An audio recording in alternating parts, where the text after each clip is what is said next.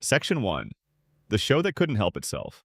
There is something quietly remarkable about a show that has managed to offend almost every group of people on the planet.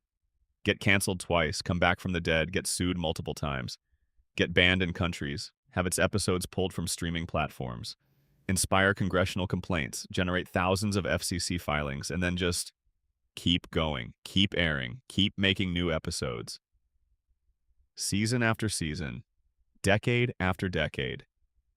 That show is Family Guy. And tonight, we are going to lie back, breathe easy, and let every single one of those scandals wash over us like a warm, slightly chaotic wave. This is not a story about outrage. This is a story about a television show that lived so loudly, so recklessly, so defiantly at the edge of what was considered acceptable, that it essentially created its own genre of controversy. And we are going to walk through all of it, slowly, calmly, from the very beginning, all the way through the decades of mess and madness that followed. So, get comfortable. Wherever you are right now, that is a good place to be. If you have a blanket, pull it up. If you have a pillow, settle in. Because what you are about to hear is a complete, unhurried accounting of every significant scandal, controversy, legal battle, political explosion, network clash, and genuine cultural uproar that this show has ever produced. We are going to take our time. There is no rush. Family Guy premiered on January 31st, 1999, right after Super Bowl 33. That first episode pulled in roughly 22 million viewers, which was a staggering number for a brand new animated comedy. From the very first moment it aired, people knew the show was different. It was stranger, louder, more willing to go somewhere ugly and unexpected than almost anything else on television. The jokes were faster, darker, and more comfortable with discomfort. The cutaway gags, that signature format where a character would reference something and the screen would leap to an unrelated scene, gave the show a frenetic, anything-goes energy that felt genuinely new. The world the show depicted was the fictional town of Quahog, Rhode Island. And if you looked at Quahog on paper, it sounded entirely familiar. A working-class family, a husband and wife, 3 kids, a dog. The kind of setup that American network television had been running since the Flintstones. But Family Guy used that familiar frame as a kind of deception. It drew you in with the recognizable suburban family and then immediately, shamelessly, took you somewhere else entirely. Stewie, the baby, spoke with a refined British accent and quietly plotted his mother's murder. Brian, the dog, drank martinis and had thoughts about literature. The jokes arrived so fast that you barely had time to process one before the next one was already playing. And the things those jokes were about, the darkness they reached into, the corners of human behavior they were willing to illuminate, were not things that other family-friendly animated shows were touching. From the very beginning, the show understood something that would define its entire existence. Controversy was not a problem to be managed. It was the engine. Every time Family Guy upset someone, it made news. Every time it got called out, it attracted attention. The show had figured out what decades of reality television and social media would later prove to be an ironclad law of American entertainment culture. There is almost no such thing as bad publicity when your primary audience is people who like things that make other people uncomfortable. And with that energy came consequences, almost immediately.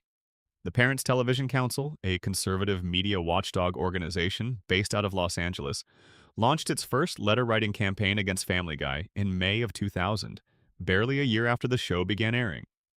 That campaign urged Fox to cancel the program entirely.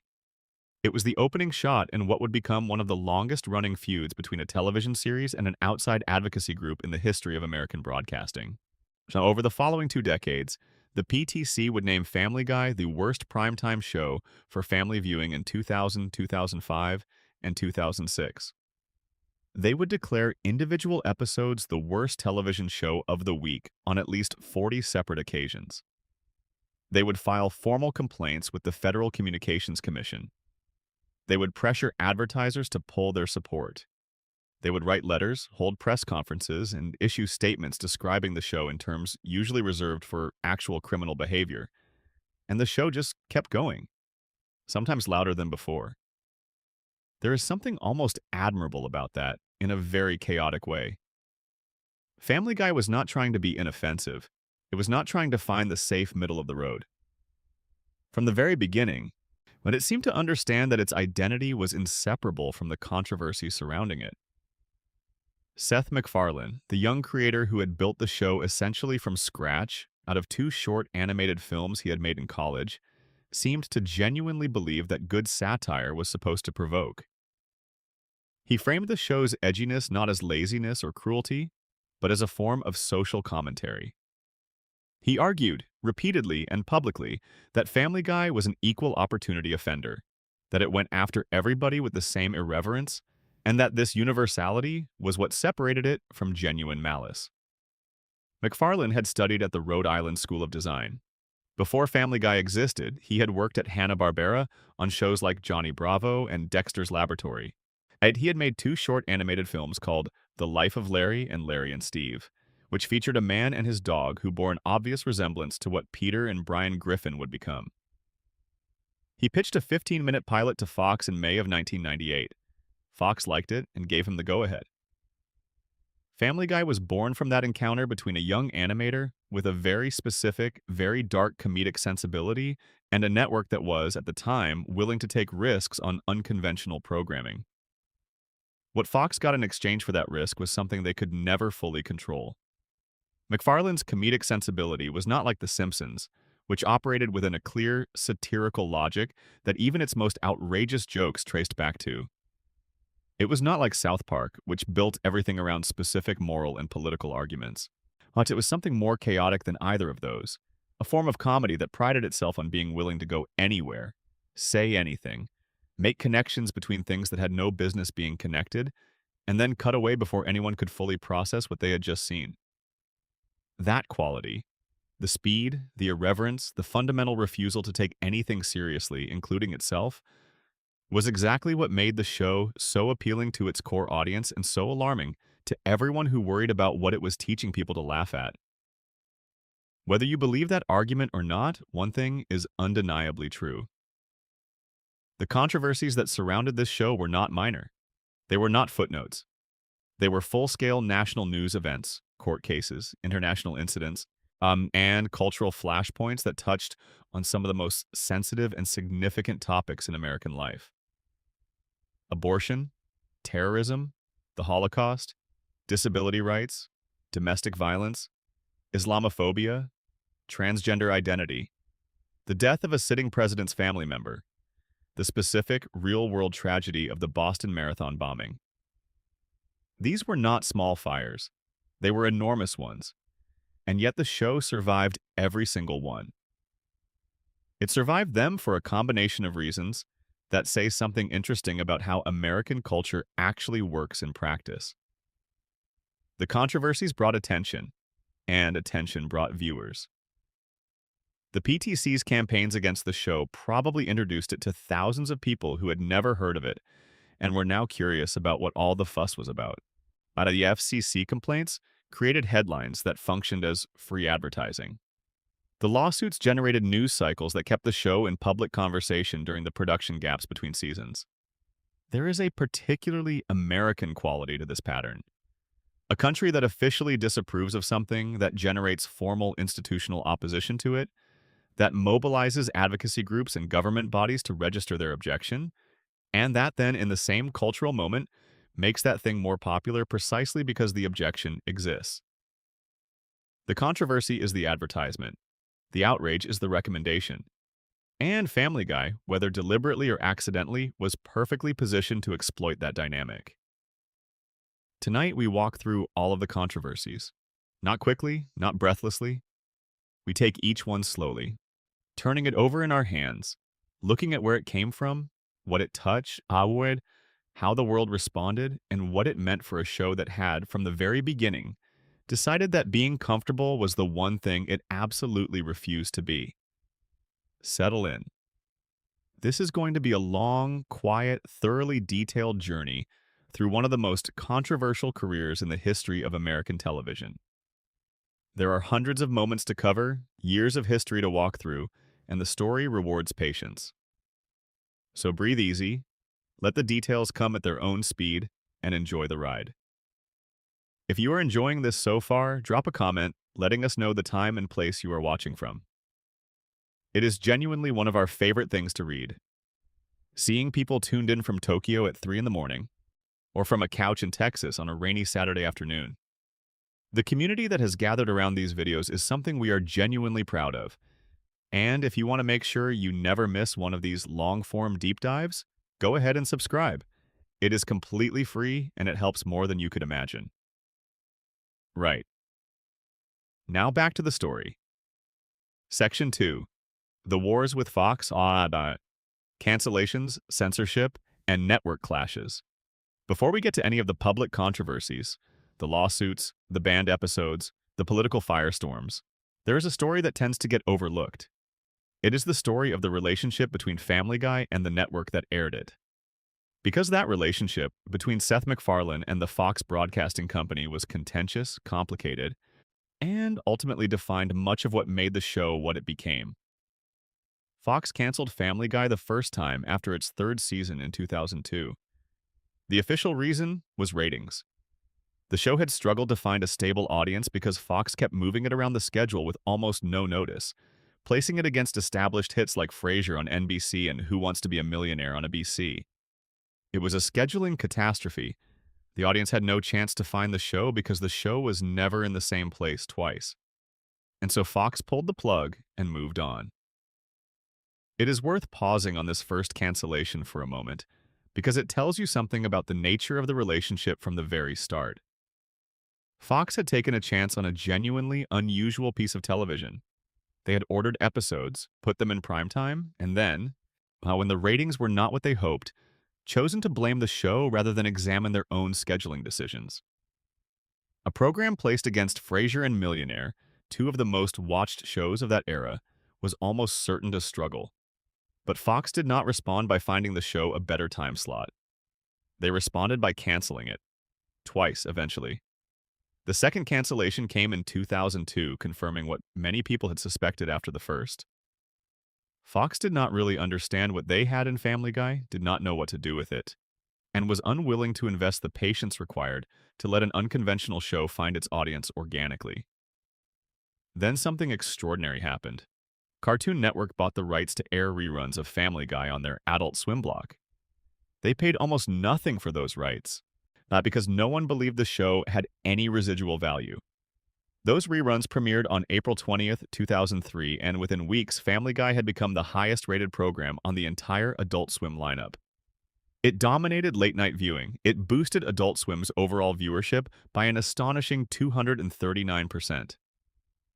DVD sets of the first and second seasons sold over 400,000 copies, which was a remarkable number for a canceled show that most people assumed was finished forever. The audience that emerged through those Adult Swim reruns was different from the primetime audience Fox had been chasing. It was younger, more male-skewing, more comfortable with late-night television, and its particular tolerance for irreverence. These were exactly the viewers who had felt instinctively that Family Guy was for them, that its disregard for convention and its willingness to go somewhere dark and strange was a feature rather than a bug. They had found the show on Adult Swim and made it their own. And when DVD sales proved that they were willing to pay for it, Fox suddenly found itself looking at a canceled show with a passionate, demonstrated fan base that it had walked away from. Fox, looking at those numbers, reversed course. In 2004, they ordered new episodes. The show came back in 2005 for its fourth season. It was placed in the middle of Fox's animation domination Sunday night block, alongside The Simpsons and King of the Hill. It was one of the rarest events in television history. A program that had been canceled twice returning to production because the audience loved it enough to essentially demand its resurrection. But the relationship between MacFarlane and Fox was never clean. It was transactional on Fox's side in a way that MacFarlane never forgot. The network had killed the show twice. They had moved it around the schedule carelessly and then blamed the resulting ratings damage on the program itself. And when the show became valuable again, they rushed to bring it back. Not out of any creative loyalty, but because the mathematics made sense. There is a recurring pattern in the entertainment industry where a studio or network discovers, too late, the value of something it has discarded. They then recommit to it with an enthusiasm that is commercially motivated but dressed up in the language of creative partnership. The creator is invited back to the table. The network expresses its admiration for the original vision. The show is relaunched with fanfare and marketing budgets. And underneath all of that, the fundamental power dynamic remains exactly as it was. The network controls the distribution, controls the advertising revenue, and controls ultimately whether the show continues to exist. The creator's leverage is real but limited. The network's leverage is absolute. MacFarlane understood this. He had lived through 2 cancellations that the network had handled with no apparent anguish. And he watched the recommissioning handled with the same detached, business-like efficiency. He showed up. He made the show. And he never, apparently, forgot the nature of what the relationship actually was. This tension would play out over years in ways that shaped the controversies around the show. One of the most significant early flashpoints came during the Writers Guild of America strike in 2007. That strike, which lasted from November of 2007 through February 12th of 2008, was a massive work stoppage that effectively shut down production on scripted television across the industry. Writers walked off the job to demand better compensation, particularly around residuals from DVD sales and emerging digital distribution platforms. The irony was pointed. The DVD sales of Family Guy had been the very thing that brought it back from cancellation, and those same writers had received essentially nothing from them. MacFarlane was a vocal and active supporter of the writers. He walked the picket lines. He made public statements. He stood clearly on the side of the people who wrote the show, rather than the network that aired it. He was, by all accounts, genuine about this. He had benefited enormously from the work of his writing staff, and he stood with them when that staff demanded fair treatment. It was one of the more admirable moments in his public life. Fox's response was to air 3 completed Family Guy episodes without MacFarlane's permission during the strike. The episodes had technically already been produced, which gave Fox the contractual right to broadcast them. But airing them over the explicit objection of the show's creator, while that creator was actively on strike in support of the writers, was a move that left a mark. And it was the kind of action that tells a creative person exactly what their relationship with a corporation actually is. You are an asset. Your preferences are a courtesy. When your preferences conflict with the business needs of the network's needs win. Every time. And it was not the last time that tension would surface. As the show moved through its later seasons, MacFarlane's discomfort with his association with Fox became increasingly public. Part of this was ideological. MacFarlane is a liberal. He is outspokenly progressive on issues like climate change, science education, and political policy. He has made his views on these subjects clear in interviews, in social media posts, and in the content of his various projects.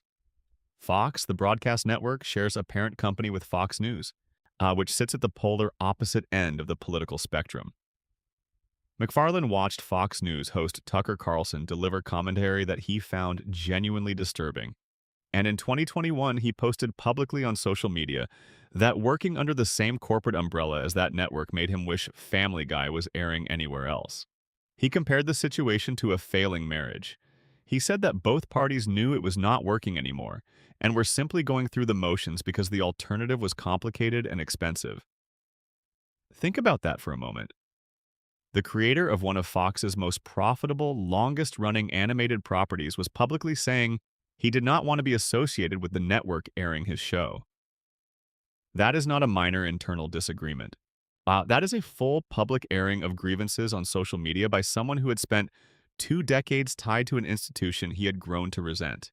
In 2020, MacFarlane signed a major deal with NBC Universal, reportedly valued at around $200 million over 5 years. His production company, Fuzzy Door Productions, moved its primary operations away from the Fox ecosystem entirely. His newer projects, including The Orville on Hulu and a Ted prequel series for Peacock, were now being built for platforms that had nothing to do with Fox. MacFarlane had found a new home. Family Guy was the one significant thread still connecting him to the old one. And yet the show continued. It continues to this day. In April of 2025, it was announced that Family Guy had secured a massive renewal deal with Disney, which now owns Fox's entertainment assets, that would carry the show through season 27 and the 2028 to 2029 television season. Each of those seasons would consist of 15 episodes. The show was not just surviving, it had been contractually guaranteed years of additional life, regardless of creative direction, regardless of what any individual might want, regardless of the fact that the man who created it had expressed a clear desire to work somewhere else. This is the core of the Fox controversy, and it is one of the less visible but more persistent threads running through every public scandal the show has ever produced. A show that spends 25 years in a relationship with a network it seems to resent is going to show that tension in its work. Episodes become more reckless. Characters become harder to love. Jokes push further into discomfort because the people making the show have stopped caring whether the show is good and started caring whether it is profitable. The creative pressure releases itself sideways. The network censorship controversy, separate from the MacFarlane-Fox personal relationship, also produced its own genuine scandals. The two most famous involve episodes that Fox simply refused to air, episodes that had been written, produced, and completed, and which the network then decided were too risky to broadcast. We will get to those in their own section, because they deserve it. But the broader pattern matters here.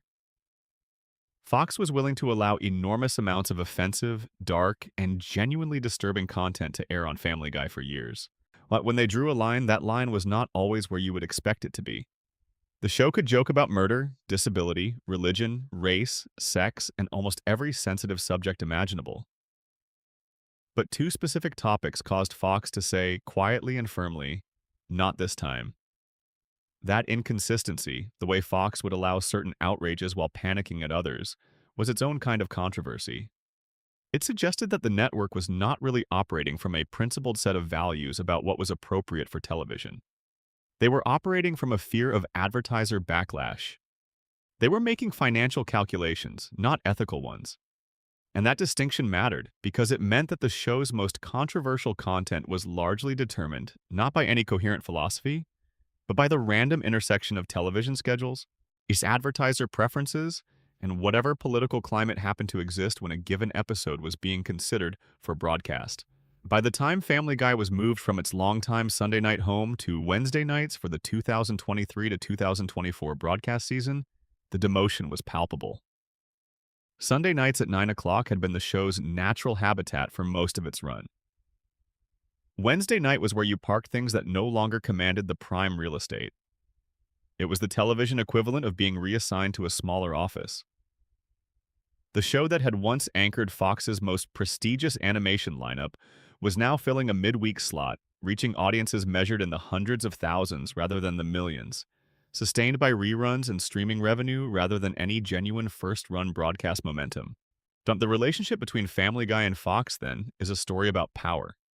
About a creative person who built something extraordinary and then found himself bound to an institution that saw that creation primarily as a product.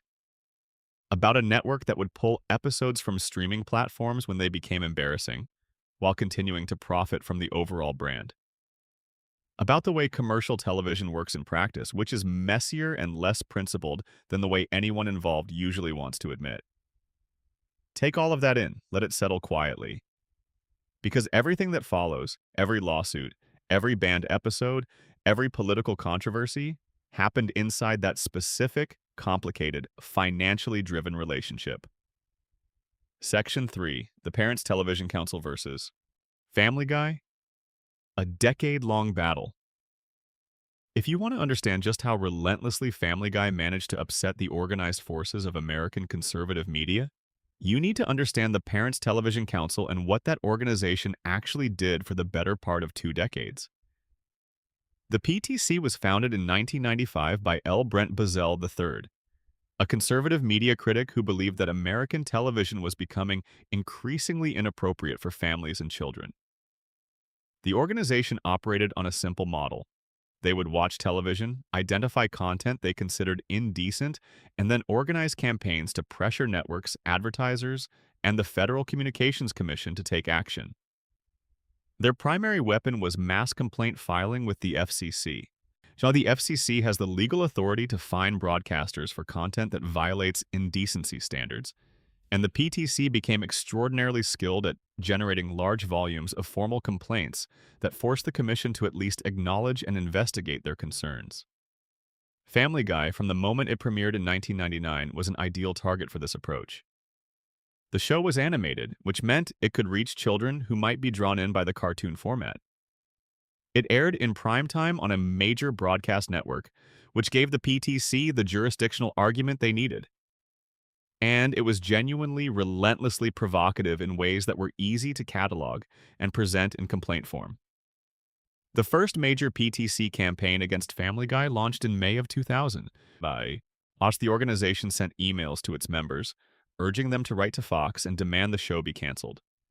They described the program in terms of its sexual content, its animated nudity, its profane language, and its violence. They cited specific episodes. They published detailed documentation of content they found objectionable. And they made their opposition to the show a central part of their public identity during this period. This had real effects. Fox's relationship with advertisers is built on the premise that a given program will deliver audiences in the demographic those advertisers want to reach without generating the kind of controversy that would make those advertisers look bad. The PTC was specifically targeting that relationship. They reached out to companies like Wrigley and Burger King, whose products were being advertised during Family Guy airings, and argued that those companies' advertising dollars were effectively subsidizing content that sexualized children and normalized violence.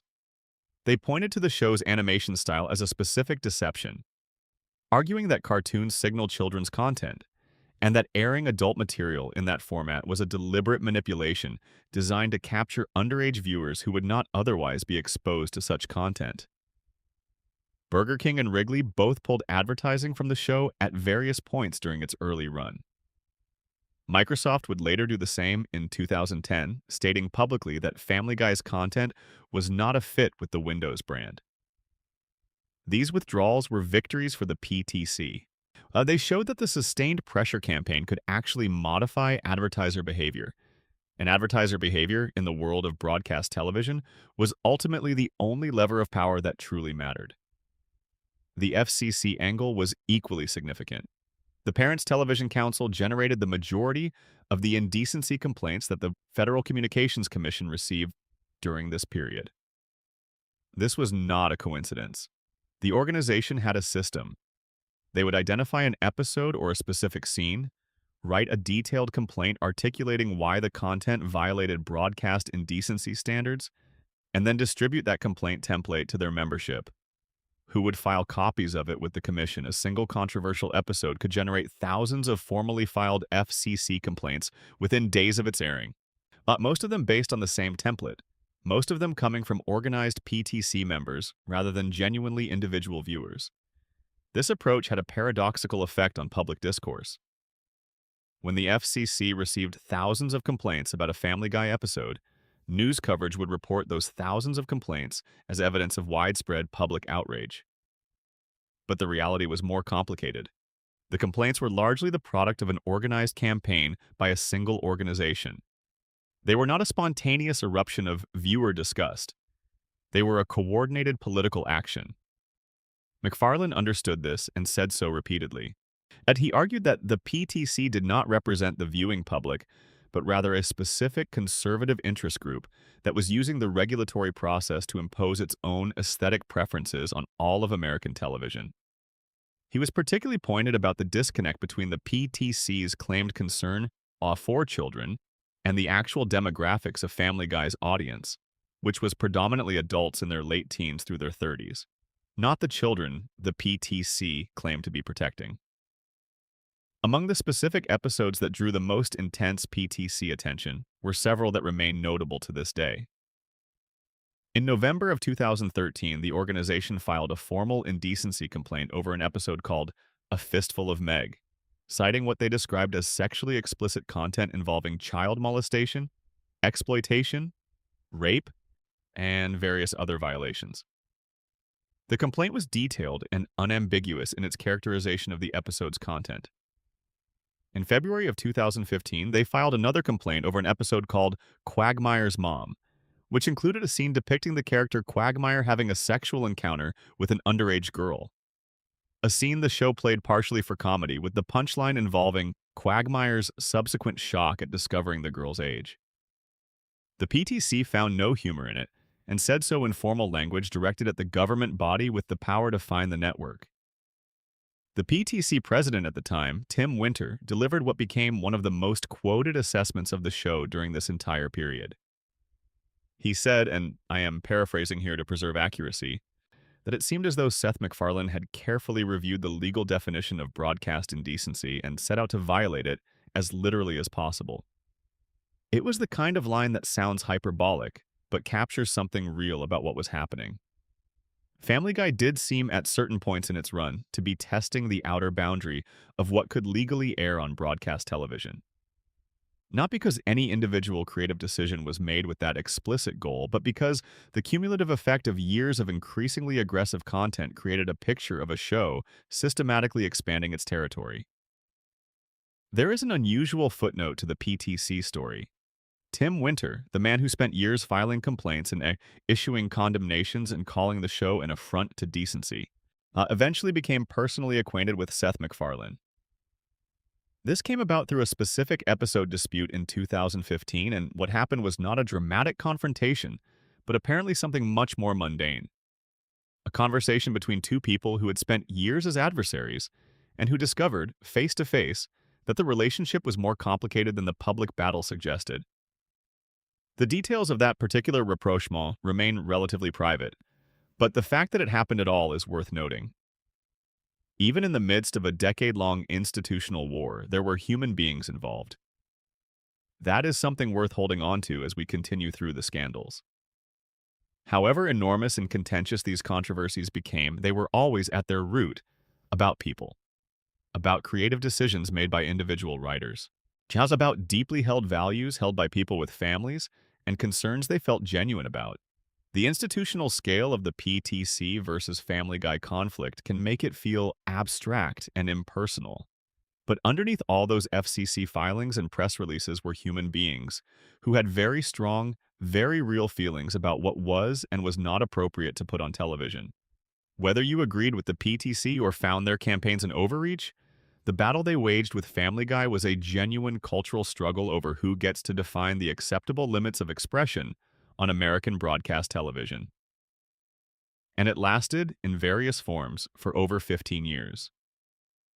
There is also a detail about the FCC complaints themselves that deserves careful attention because it reveals something about how media activism operates in practice. When news coverage reported that a Family Guy episode had received 5,000 FCC complaints in a single week, the natural inference was that 5,000 individual viewers had each independently decided, on their own initiative, to sit down and write to a federal agency about a cartoon. That inference was almost always incorrect. The way the PTC generated those complaint numbers was through its membership distribution system. The organization would draft a detailed complaint, walk through the specific content it objected to, articulate the relevant FCC standards it believed had been violated, and then send a template to its membership along with an easy process for filing. Members could, with minimal effort, submit copies of the same complaint under their own names. 5,000 complaints filed in a week did not represent 5,000 independent acts of civic distress. It represented an organized campaign by a single organization with a centralized distribution operation.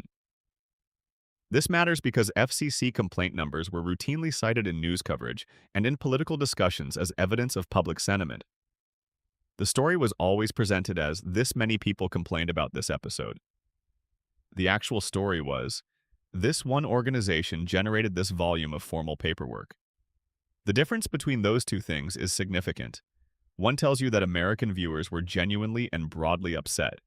The other tells you that an organization with a specific political agenda was effectively filing complaints on behalf of its members at scale. Family Guy's defenders understood this.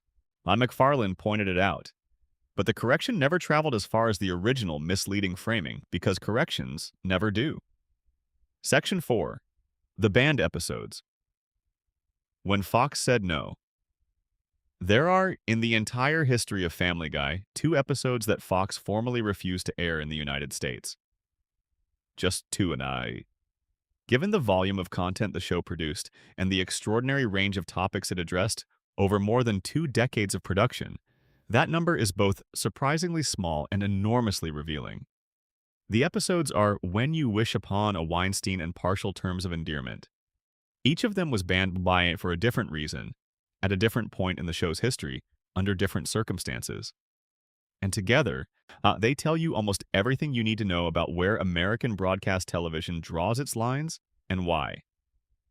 Let us start with When You Wish Upon a Weinstein, which was the first. This episode was produced during the show's second season, around the year 2000, as part of the original run before the first cancellation. The story follows Peter Griffin as he becomes frustrated with his lack of financial knowledge and concludes that what he needs is a Jewish person to help him manage his money. He befriends a man named Max Weinstein, and over the course of the episode, the comedy emerges from the collision between Peter's aggressively ignorant stereotyping and the reality of Max as an actual individual human being rather than a stereotype. Fox looked at the episode and decided they could not air it. And their concern was the song at its center, a number called I Need a Jew, which Peter sings to the melody of When You Wish Upon a Star from the Disney film Pinocchio. The lyrics leaned directly into anti-Semitic stereotypes about Jewish people and money. Fox's concern was not that the episode was anti-Semitic in its overall message. The creative team argued it was satire, that it was specifically dismantling the very stereotypes it was invoking. But that isolated clips of that song, separated from their satirical context, would be genuinely offensive in a way that the network did not want to absorb. The episode sat in a vault for 3 years. It finally aired on Adult Swim in 2003 and on Fox itself in 2004, after the show's cancellation had changed the political calculus around what the network was willing to risk. By then, the context had shifted. The song had already been heard by audiences through the Adult Swim airing, and the controversy, while it existed, had not produced the catastrophic advertiser backlash Fox had feared. But the story does not end there. In 2007, a music publishing company called The Bourne Company filed a lawsuit against Fox, Seth MacFarlane, composer Walter Murphy, and Cartoon Network. The Bourne Company owned the rights to When You Wish Upon a Star, and they argued that I Need a Jew constituted copyright infringement. Their specific legal argument was that the parody defense, the First Amendment protection that covers satirical uses of copyrighted material, did not apply here because the episode never explicitly identified the original song it was parodying or acknowledged that I Need a Jew was a parody of anything. Now, they argued that the melody had simply been borrowed, combined with offensive lyrics and broadcast without permission. The case went to a federal court. After roughly a year and a half of legal proceedings, a United States district judge ruled in favor of Family Guy, finding that the use of the melody did constitute a protected parody. The lawsuit was dismissed. Fox and MacFarlane prevailed. But the shadow of that legal battle added another layer to an episode that had already been caught in network censorship for 3 years. When You Wish Upon a Weinstein arrived in the world surrounded by controversy at every turn, from its initial suppression to the copyright lawsuit, to the ongoing debate about whether its comedy about Jewish stereotypes was satirical brilliance or lazy offense. The second banned episode, Partial Terms of Endearment, is a more recent and in many ways more significant story. This episode was the 21st and final episode of the show's 8th season, produced in 2010. It was written by Danny Smith, directed by Joseph Lee, and it dealt with the subject of abortion in a way that no mainstream American animated series had ever attempted. The plot is this. Lois Griffin reconnects with an old college friend named Naomi, who asks Lois to become a surrogate mother because she and her husband are unable to conceive on their own. Lois agrees. Shortly afterward, Naomi and her husband are killed in an automobile accident. Lois and Peter now face a situation where Lois is pregnant with a baby that has no biological parents and must decide whether to carry the pregnancy to term and place the child for adoption, or to have an abortion.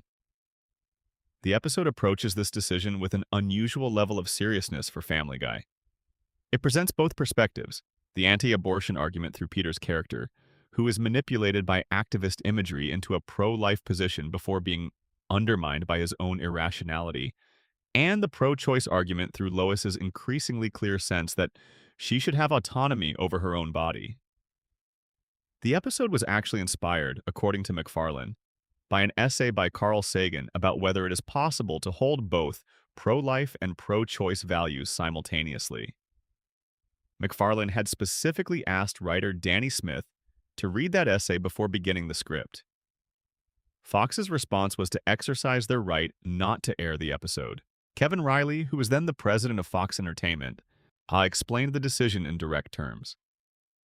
He said that the abortion question was the single most polarizing topic in American life, that the economic climate at the time was already fragile, and that the episode, however well made, felt like it could cause serious trouble with advertisers in a way that was simply not worth the potential damage. He was not saying the episode was bad. He was saying it was financially risky. Fox then took the unusual step of asking Adult Swim not to air the episode either. Adult Swim agreed. The episode never aired in the United States on any television network. It received its first broadcast in the United Kingdom on BBC Three on June 20th, 2010. It was eventually released on DVD, but to this day it has never been broadcast on American television and is unavailable on any major American streaming platform. The irony embedded in this story is worth dwelling on for a moment. Fox allowed Family Guy to joke about murder, sexual assault, the Holocaust, disability, racism, and almost every other sensitive topic in human experience. They allowed episodes that portrayed characters being graphically harmed, that made light of serious disease, that used slurs and stereotypes in ways that generated complaints from advocacy groups and government bodies. But one episode about abortion, an episode that critics who watched it largely praised for its thoughtfulness and nuance, was the thing they could not bring themselves to air. What that tells you, quietly and clearly, is that the line was never really about decency. It was always about money. The episode has acquired something of a cult status over the years precisely because of its unavailability. So people who have seen it on DV tend to report that it is not particularly extreme by Family Guy standards, that it handles its subject with more restraint than the network's decision to suppress it would suggest. Mary Elizabeth Williams, writing for Salon, noted with some bemusement that a show capable of casual jokes about almost every form of human degradation was also apparently the only mainstream animated comedy brave enough to address abortion honestly, and that the network's refusal to air the episode said more about American media's relationship with the topic than it did about the episode itself. She was right. The banning of partial terms of endearment is one of the clearest windows into the gap between what American television pretends to value and what it actually values. Shock is fine. Now, as long as it does not upset advertisers in an election year. Controversy is acceptable as long as it generates buzz rather than boycotts. But a careful, nuanced examination of a genuinely divisive ethical question, that, apparently, was the one thing Fox could not risk. Section 5. The Lawsuits. Carol Burnett, Born Music and Beyond. Let us talk about the lawsuits, because Family Guy was not merely controversial in the court of public opinion. It was controversial in actual courts, with actual legal proceedings, where actual judges made actual rulings about what this show was allowed to do and what it was not. The most famous of these cases is the one brought by comedian Carol Burnett. To understand why it happened and what it meant, you need to know a little bit about the history that preceded it. Carol Burnett is a genuine American comedy legend. The Carol Burnett Show, which aired from 1967 to 1978, was one of the most beloved variety programs in the history of American television. One of its most iconic recurring characters was the charwoman, a cleaning woman in a distinctive blue bonnet who carried a mop and bucket and whose imagination regularly transported her into elaborate fantasies. Burnett had created the charwoman from scratch, and the character, along with the show's recognizable theme music, had become part of her lasting legacy. In the spring of 2005, Fox approached Burnett and requested permission to use the theme music from her show in an upcoming Family Guy episode. Burnett declined. She did not want her musical legacy associated with Family Guy's particular style of comedy. That was her right. And she exercised it. According to the lawsuit she would later file, what happened next was essentially retaliation. The episode in question, which aired in April of 2006 and was titled Peterotica, featured a scene in a pornographic bookstore. Peter and his friends enter the store. Quagmire assures Peter that the shop is clean and well-maintained, because, as he explains, Carol Burnett works there part-time as a janitor. The camera then pans to an animated version of Burnett's charwoman character, rendered in her trademark blue bonnet, mopping the floor of the adult store while surrounded by display racks of explicit material. A slightly altered version of the Carol Burnett show theme plays in the background. And then a character makes a vulgar joke about the meaning of Burnett's famous ear-tug gesture, a signature farewell she used to say goodnight to her mother at the end of each episode, speculating lewdly about a completely different meaning. The scene lasted approximately 18 seconds. Carol Burnett filed a $2 million copyright infringement lawsuit against 20th Century Fox in March of 2007. The suit alleged copyright infringement for the use of the charwoman character and the theme music, as well as violations of her right of publicity, the legal right to control commercial uses of her name and likeness, and the misappropriation of her name and image without consent. Fox's response was characteristically corporate, but the studio pointed out that Burnett herself had spent her career making satirical jokes about other celebrities and public figures on her show, and argued that she was now trying to deny others the same right she had exercised for years. They framed the Family Guy scene as protected parody, arguing that the First Amendment covered the use of a recognizable character in a comedic context. In June of 2007, United States District Judge Dean Pregerson dismissed Burnett's case. He cited First Amendment protections and ruled that Family Guy's use of the charwoman constituted legally protected parody. Burnett received no compensation. Fox made no changes to the episode. The scene remained in the program exactly as it had originally aired. There is a detail in the story that makes it more interesting than a simple court outcome. Burnett's lawsuit had included the claim that Fox had sought her permission for the theme music, been refused, and then deliberately targeted her in the episode as a kind of punishment for that refusal. If that claim was accurate, it suggested something beyond mere parody. It suggested a show using its platform to retaliate against someone who had exercised their legal rights to say no to it. Judge Pregerson's dismissal was based on First Amendment grounds, not on a finding that the retaliation narrative was false. The question of Fox's motivations remained legally irrelevant and therefore officially unanswered. That same year, a second lawsuit arrived.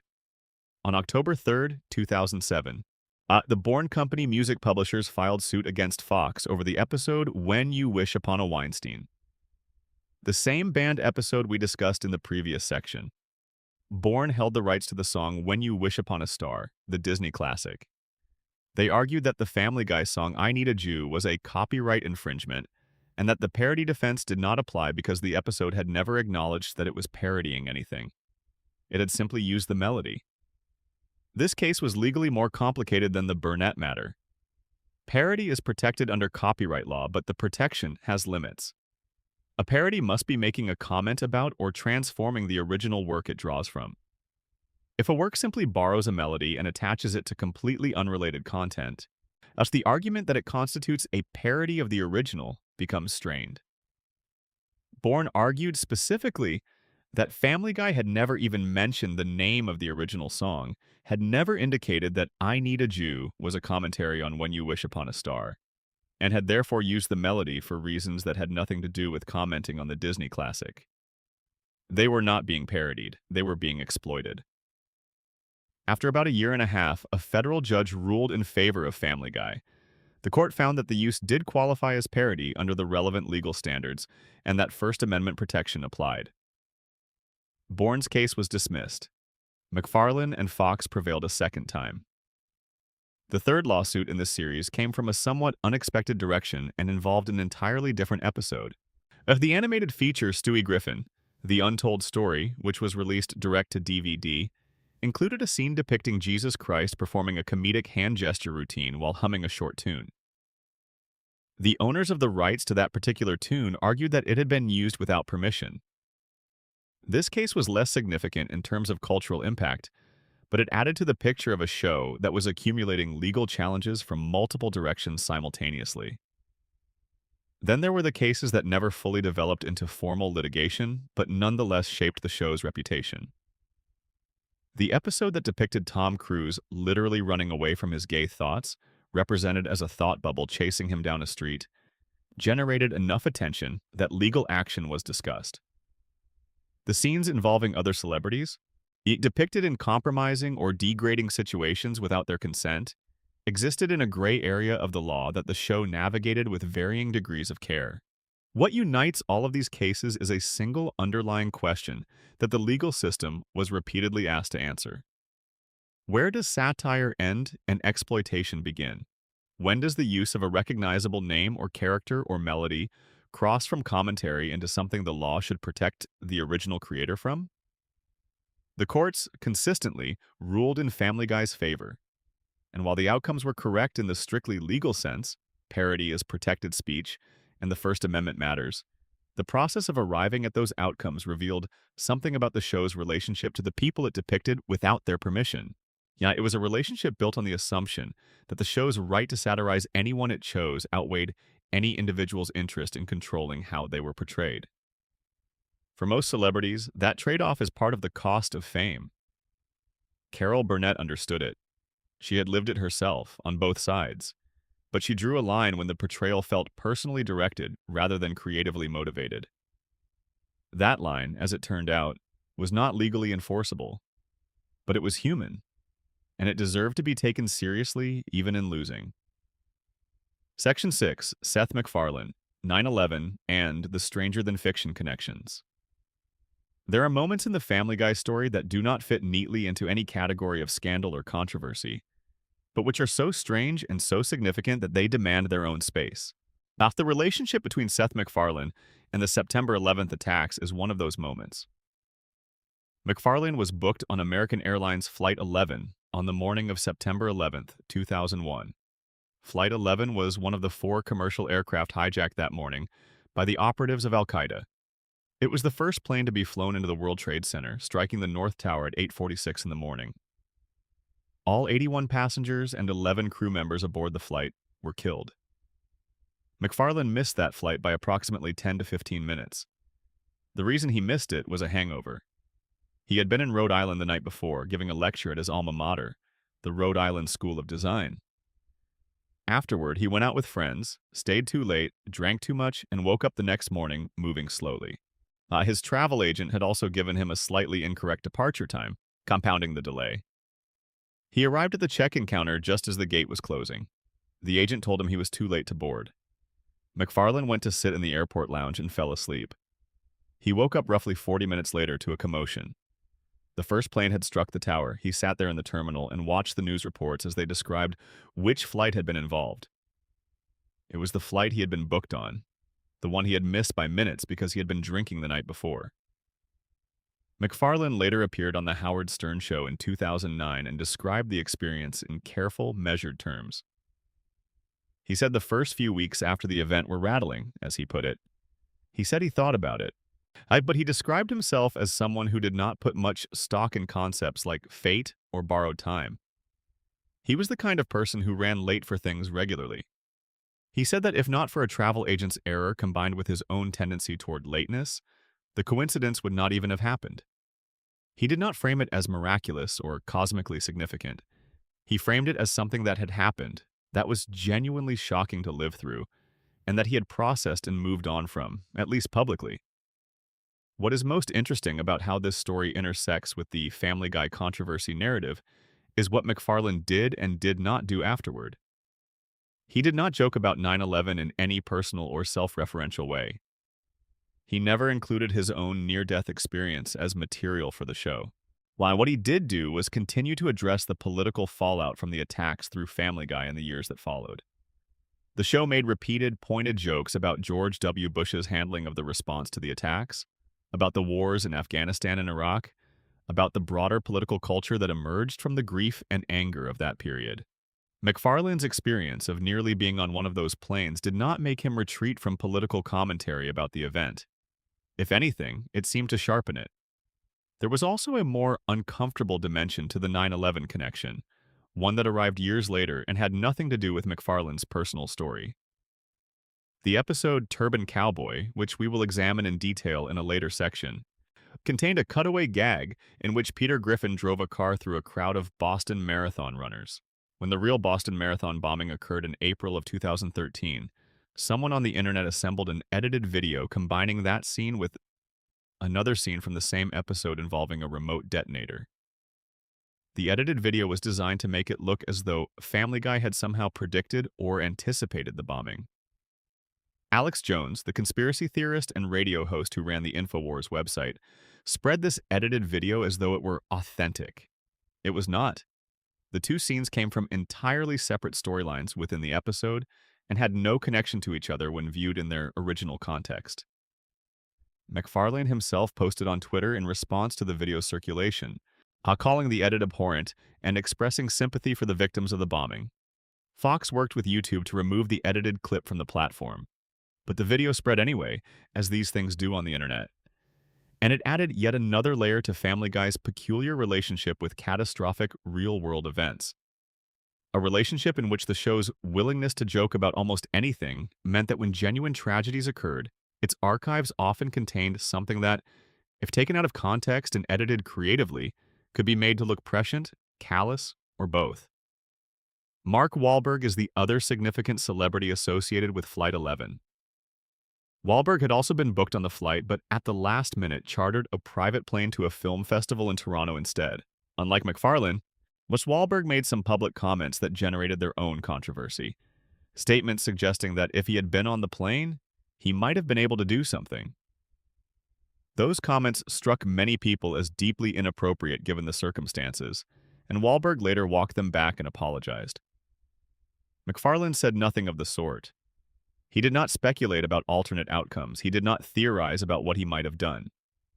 He described what happened plainly, acknowledged that coincidences occur, and declined to build any personal mythology around the fact that he was alive when he might not have been.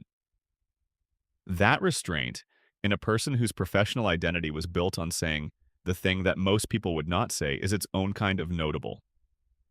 The 9/11 connection is not a scandal in the conventional sense. It is not a controversy with sides and antagonists and people demanding apologies. It is something stranger and more human than that.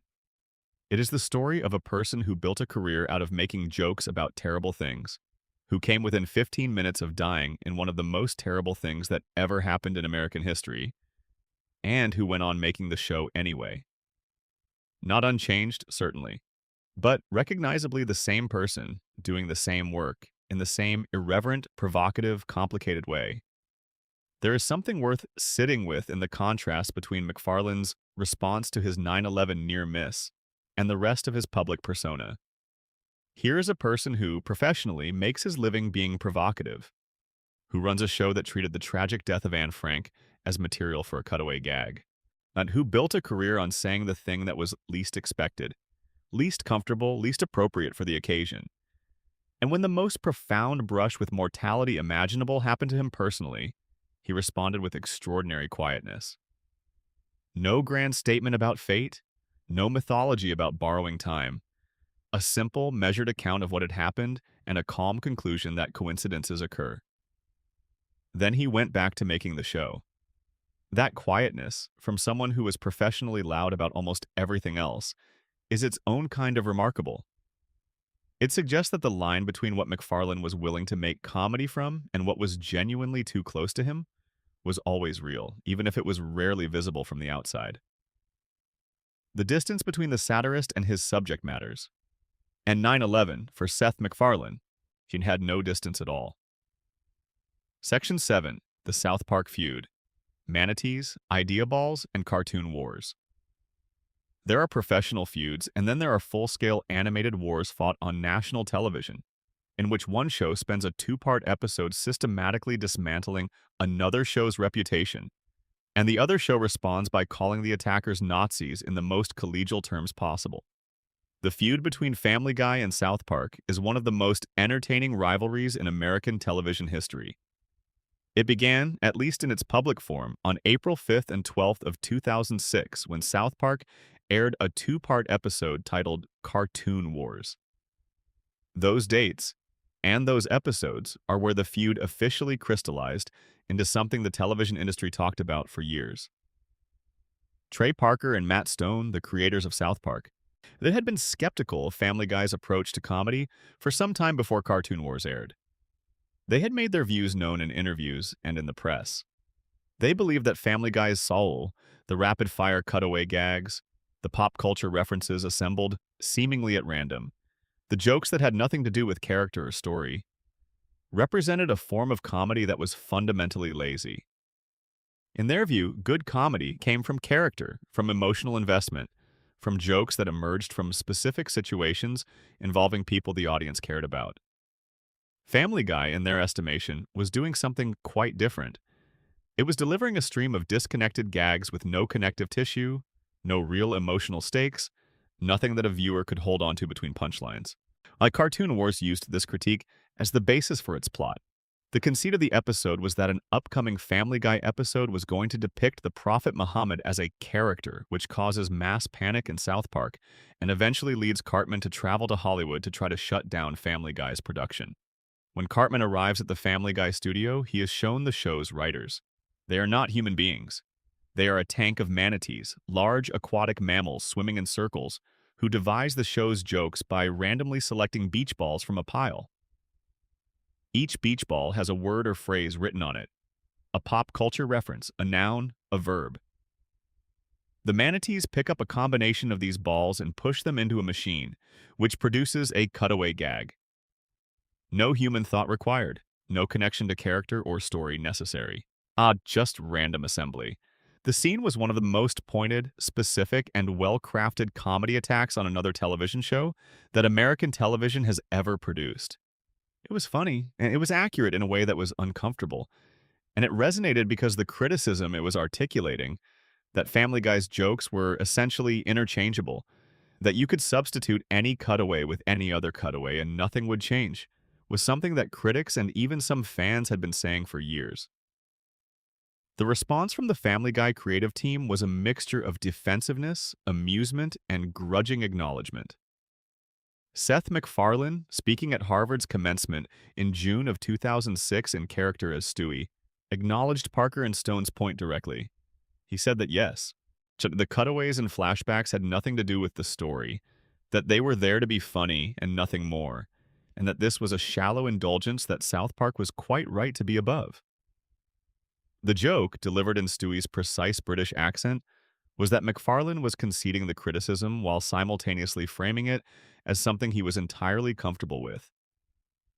In a 2012 Rolling Stone interview, MacFarlane said of the Cartoon Wars episode that he thought it was funny and accurate. But he also expressed genuine bewilderment at the personal venom Parker and Stone occasionally directed at him and his staff outside of the comedic context of the episode. He said he did not understand where the personal animus came from since he had never met them. That he noted that when The Simpsons and Family Guy creative communities had their own tensions, those tensions had softened over time into something like mutual respect. With South Park, the attacks seemed to escalate into something more personal, directed not just at the work, but at him specifically. Parker and Stone, for their part, were not subtle about their feelings.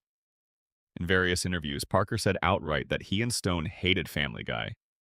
Not that they disagreed with its approach or found it overrated, that they hated it, that it was genuinely bad television. He said this publicly, repeatedly, and with apparent sincerity.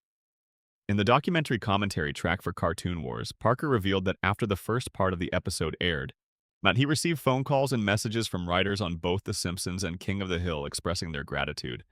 He described it as an animation solidarity moment, with the entire community of non-Family Guy animated comedies coming together over a shared feeling that MacFarlane's show was doing something damaging to the overall reputation of the form. That framing is worth sitting with for a moment. Parker said that the King of the Hill writers told him he was doing God's work, that the Simpsons writers sent flowers. Whether these accounts are precise or embellished, the underlying sentiment they convey is real. That among working professionals in animated television, Family Guy's rapid ascent and enormous commercial success were not universally celebrated. There was resentment. There was a feeling that a show with less craft, on less commitment to character, less actual storytelling ambition was crowding out shows that were doing things more carefully. McFarlane, to his credit, did not respond with the extended counterattack that the Family Guy brand would have made easy. He told Howard Stern that Parker and Stone could go to hell, which he framed as a joke. He told Rolling Stone about the Churchill-Hitler meeting comparison, that face-to-face interactions were cordial enough, but that did not mean the underlying disagreement had resolved. He considered doing a response episode, apparently. Something was written and then abandoned as being in bad taste.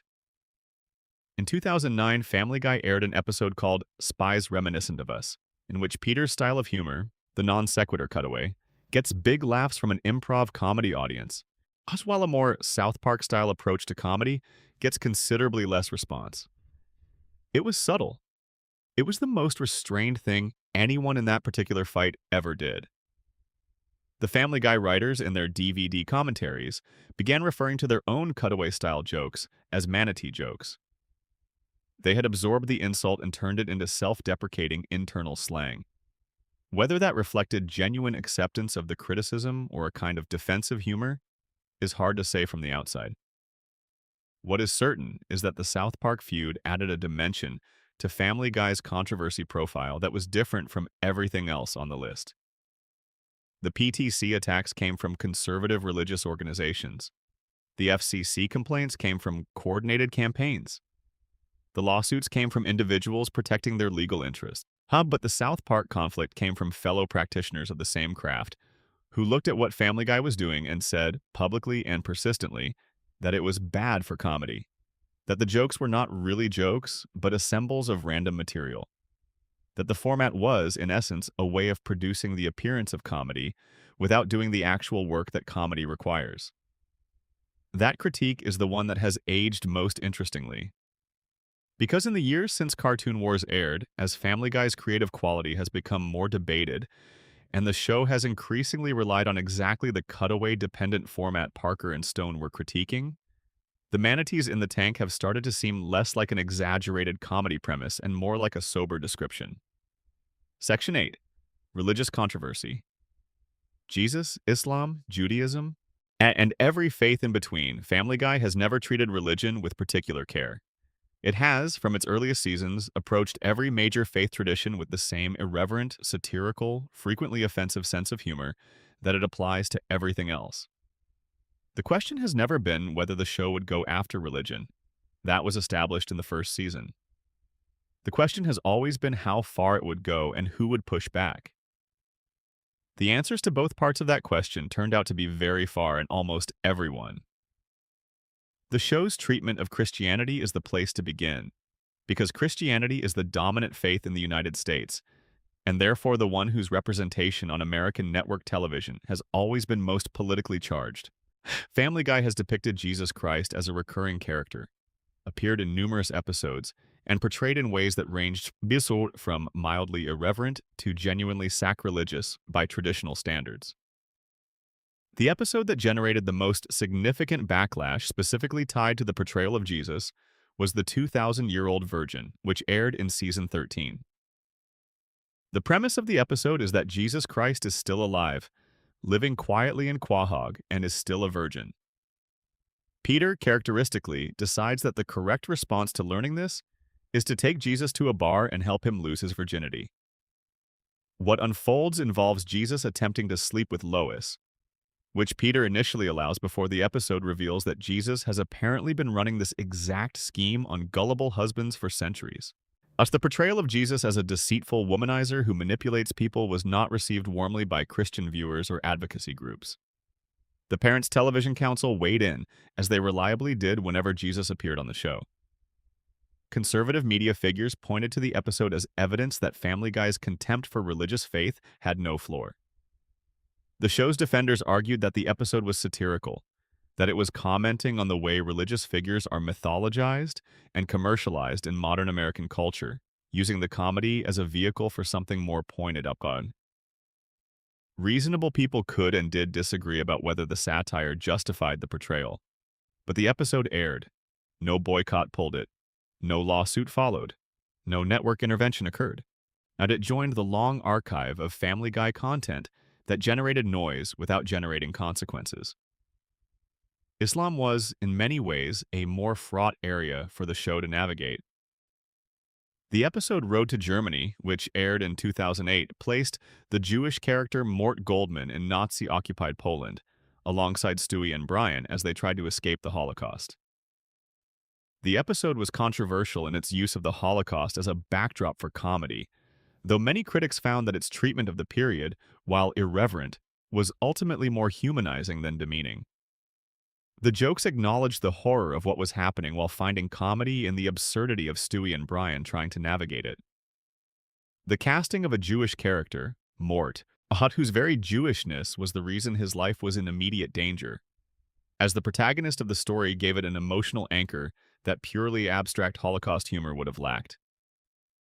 The episode that most directly engaged with contemporary Islam and generated the most serious real-world consequences was Turban Cowboy, which we will examine in its own dedicated section because the story of what happened to that episode is extraordinary enough to deserve it. But here, and in the context of religious controversy broadly, it is worth noting that Family Guy's approach to Islam was consistently more cautious than its approach to Christianity or Judaism. Not because the writers held Islam in higher regard, but because the potential for real-world violence in response to certain kinds of Islamic satire had become a concrete fact of American media life after the Danish cartoon controversy of 2005 and 2006. The South Park episode Cartoon Wars was, ironically, itself primarily a commentary on this very dynamic, on whether Comedy Central would allow South Park to depict Muhammad, and on what it meant for free expression if certain religious communities could effectively protect themselves from satire through the threat of violence. Family Guy got caught in the crossfire of that debate, with the South Park episode using Family Guy's fictional Muhammad storyline as its inciting incident. Judaism received consistent attention from the show throughout its run. The character of Mort Goldman, the neighborhood pharmacist, it was a recurring target of jokes built around Jewish stereotypes, his neurosis, his hypochondria, his frugality, his social anxiety. The episode When You Wish Upon a Weinstein discussed earlier built an entire plot around a single anti-Semitic assumption that Jewish people are inherently better at managing money. The show's defenders argued that these jokes were satirical, that they were exposing the stupidity of stereotypes rather than endorsing them. Its critics argued that jokes built on the structure of a stereotype reinforce that stereotype regardless of the satirical intent surrounding them. This is one of the deepest and most genuinely unresolved tensions in the way Family Guy handles religion and ethnicity. The show wants to have it both ways, and it wants to use the comedic power of a stereotype, the laugh that comes from recognition of a familiar assumption, while simultaneously claiming to be critiquing that stereotype. The claim is that you can laugh at the joke while simultaneously understanding it as a comment on the people who hold the prejudice underlying it. Whether that actually works in practice, whether the audience reliably receives the satirical intent rather than just the surface content, is a question that scholars of media and comedy have been arguing about since well before Family Guy existed. What is clear is that the show was never consistent in how it handled different religious communities. Christianity could be portrayed mockingly in extended storylines. Judaism provided recurring comic material through stereotyped characters. Islam was approached more carefully after a certain point, with less willingness to push into genuinely offensive territory out of what seemed to be a combination of genuine sensitivity and practical caution about safety. This inconsistency is itself a form of controversy. Treating different religious groups differently, giving some the full satirical treatment while handling others with more care, is a position that is hard to justify intellectually, even if it is completely understandable in terms of the real-world context the show was operating in. It suggests that Family Guy's claim to be an equal opportunity offender was never quite as true as its defenders maintained. Section 9. The Boston Marathon Incident.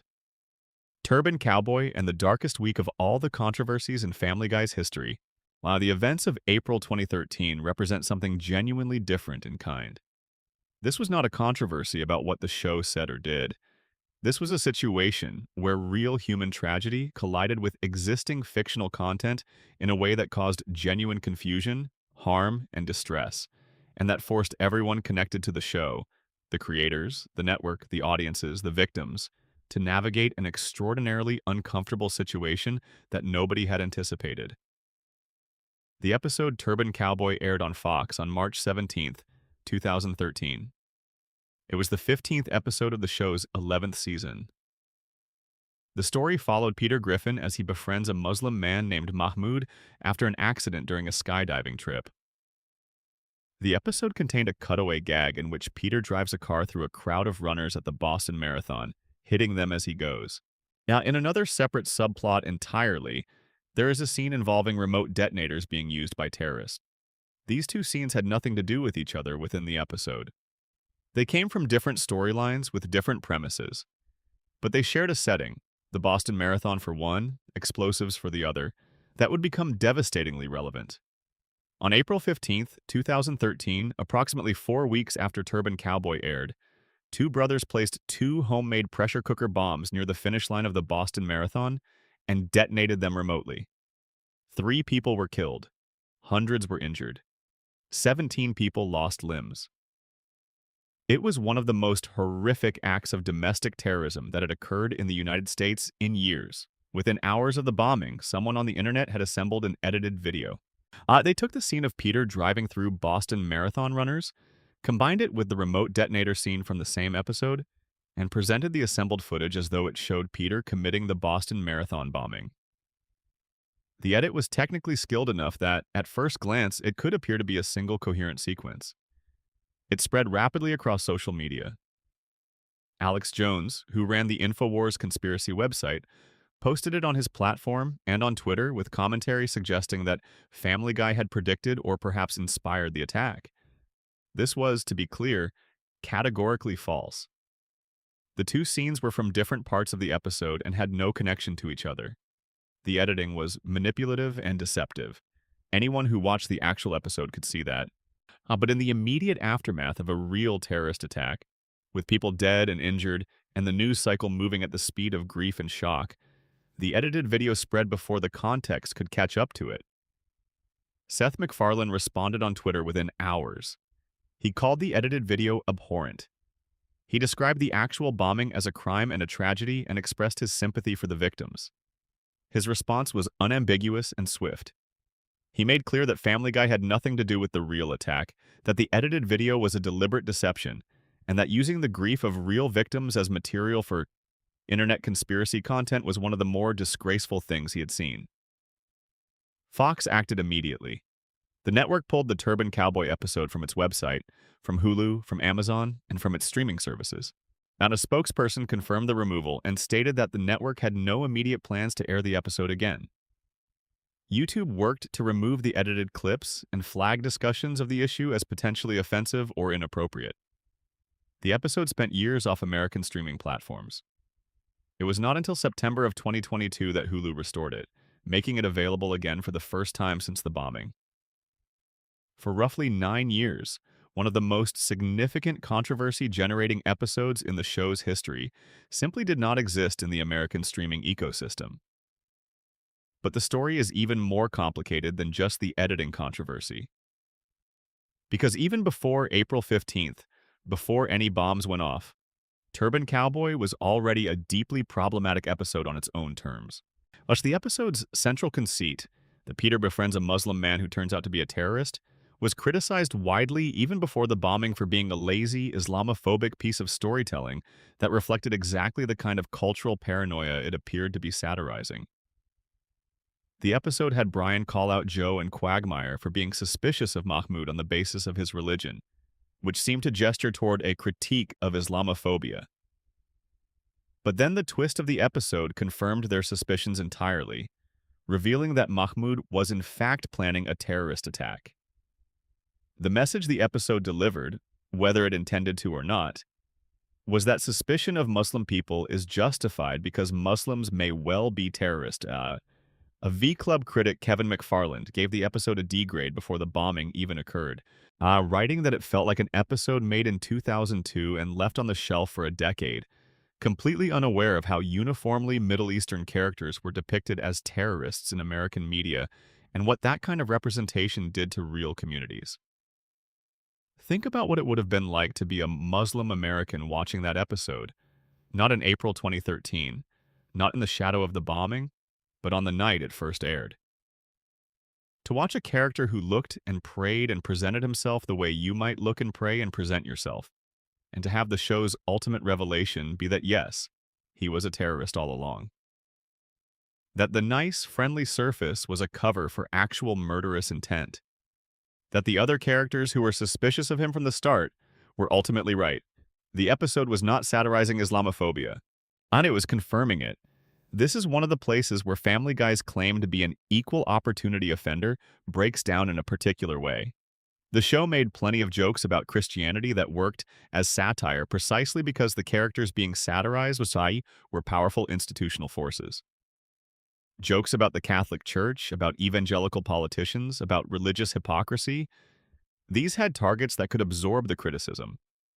But the Muslim characters who appeared in Family Guy were rarely powerful in that way. They were ordinary people navigating an already hostile cultural environment. Making the twist of a story about Muslim-American friendship be that the Muslim was a terrorist all along was not punching up. It was punching down at a community that was already getting punched from every direction. That the Boston Marathon connection made all of that concrete in a way that abstract critical analysis cannot quite achieve. Suddenly there was a real event, real bodies, real grief. And attached to that event, through the work of malicious editing, was a cartoon episode that had already failed its Muslim characters before a single real-world bomb went off. The connection was fake, but the discomfort it illuminated was not. The conspiracy theory dimension of the story is also worth examining carefully, because it reflects something important about the media environment that Family Guy has always operated in. Alex Jones did not stumble innocently onto the edited video. He made a deliberate choice to promote it as evidence that Family Guy had somehow predicted or enabled the bombing. This was not the last time his platform would make that kind of connection between entertainment content and real-world tragedy. But it was one of the more visible examples of how quickly false narratives could be assembled and distributed in the post-YouTube, pre-moderation internet landscape of 2013. The family of the 3 people killed at the Boston Marathon, Crystal Campbell, Lou Lindsay, and 8-year-old Martin Richard, had their grief attached, against their will, to a conspiracy theory about an animated television show. Their deaths were incorporated into a false narrative about media conspiracy and prediction. The people who spread that narrative were not thinking about the families. They were thinking about the clicks. McFarlane was thinking about the families. Whatever his faults and the show's faults, and his response to the real event was the response of someone who understood that the distance between fiction and reality is not always as large as comedians and satirists like to believe. A cartoon about a marathon becomes suddenly horribly literal when a real marathon becomes a crime scene. The joke is still the joke, but the context around it has changed irreversibly. And the responsible thing to do is to acknowledge that and step back. The show returned eventually. The episode came back to streaming. Family Guy kept making more seasons. But the Boston Marathon week stands as one of the clearest demonstrations of how the recklessness of a comedy that prided itself on going everywhere without looking where it was going could, in the wrong circumstances, land in a place that had nothing funny about it at all. The Venezuela story is worth including here as a quieter coda to the Turban Cowboy situation, because it illustrates the international reach of a show that was always made with a very specific American audience in mind. In 2009, Family Guy's episode 420, in which Brian leads a community campaign to legalize marijuana in Quahog, was banned from Venezuelan broadcast television. The country's justice minister at the time issued warnings to cable stations that they would face fines if they continued to air Family Guy's content. The minister characterized the program as American media specifically promoting drug use to young audiences. McFarlane and the show's team found the Venezuelan ban faintly absurd, and in the context of a single episode about marijuana, it is easy to see why. But the ban pointed to something real about the way entertainment travels. A show made for American adults in 2009 was being broadcast into Venezuelan homes, into Venezuelan families, and being read through an entirely different cultural and political lens. The casual American attitude toward marijuana, the knowing wink of an episode built around legalization advocacy, read differently in a country where drug policy had different stakes and different histories. Family Guy was never designed with Venezuela in mind, or with any country other than the United States in mind. Its references were American. Its satire was aimed at American institutions. Its sense of what was safe to joke about was calibrated to American standards.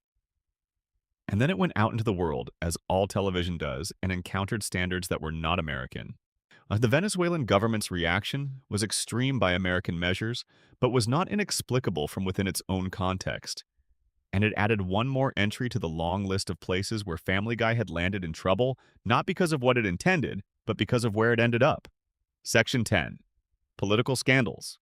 Palin, Trayvon Martin, and the Culture War episodes. Politics and Family Guy have always had a complicated relationship. The show has never been shy about its political orientations. Seth MacFarlane is a liberal, and his politics have been embedded in the show's fabric since its earliest seasons. The character Brian Griffin was explicitly designed to carry progressive viewpoints. The show made jokes about Republican politicians with a frequency and intensity that it rarely applied to Democrats.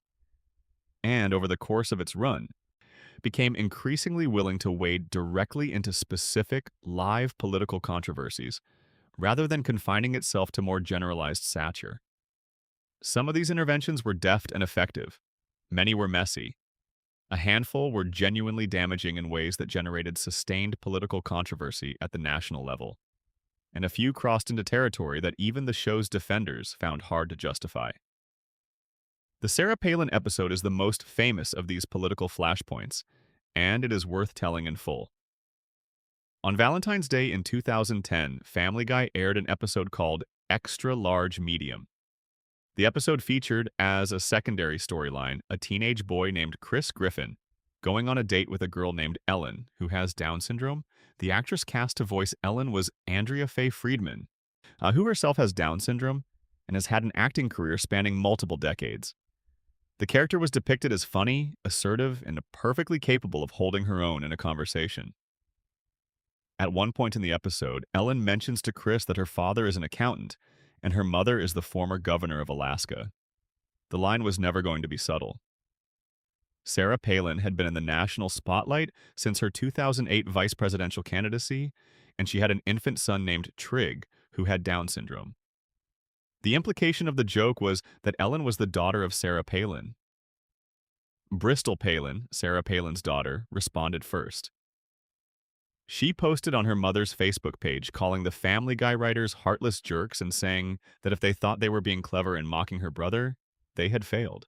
While she stated that the episode was aimed at her family and constituted a personal attack on a child with a disability. Sarah Palin then appeared on Fox News' The O'Reilly Factor and described the people who made the show as cruel and cold-hearted, questioning when enough would be enough. She called the episode a kick in the gut. The response from the Family Guy side was multi-layered. Seth MacFarlane told the Los Angeles Times that the show was an equal opportunity offender and that its humor was always rooted in satire. Episode writer Steve Callahan appeared at Comic-Con that summer and joked that he had decided to write something that would offend smart people. And then Andrea Faye Friedman herself sent an email to the New York Times and other outlets. Friedman's response was remarkable for its confidence and its clarity. She wrote, in part, that she had been born with Down syndrome, that she had played the role of Ellen, and that she thought the line about the former governor of Alaska was very funny. She noted that her family believed in laughing and living a normal life. And then she delivered the line that became the most quoted part of the whole episode. She said that her mother had not carried her around under her arm like a loaf of French bread, the way former Governor Palin carried her son Trig around looking for sympathy and votes. That response changed the conversation significantly. Friedman's words were those of an adult woman with Down syndrome who had made a professional decision to voice the character, who had read the script and understood the joke, and who was now publicly and articulately defending both the episode and the choice she had made to be part of it. Palin's framing, that the episode was an attack on people with Down syndrome, became difficult to sustain when the actual person with Down syndrome who voiced the character was saying the opposite. The Palin controversy was followed, years later, by something considerably more uncomfortable. In 2012, an episode aired titled A Shot in the Dark, in which Peter Griffin accidentally shoots Cleveland Brown's son, Cleveland Jr. The episode was widely understood as a commentary on the killing of Trayvon Martin by George Zimmerman, a killing that had occurred earlier that year and had become one of the most racially charged public controversies in American life. The episode was twice delayed from its original broadcast date due to public displays of violence in the period surrounding its scheduled airing. Even with those delays, when it finally aired, it generated divided reactions. Some critics argued that the show was using a real and still raw racial tragedy as fodder for comedy in a way that was deeply inappropriate. Others argued that animated satire had a long history of addressing exactly the kinds of social injustices that other media were afraid to touch.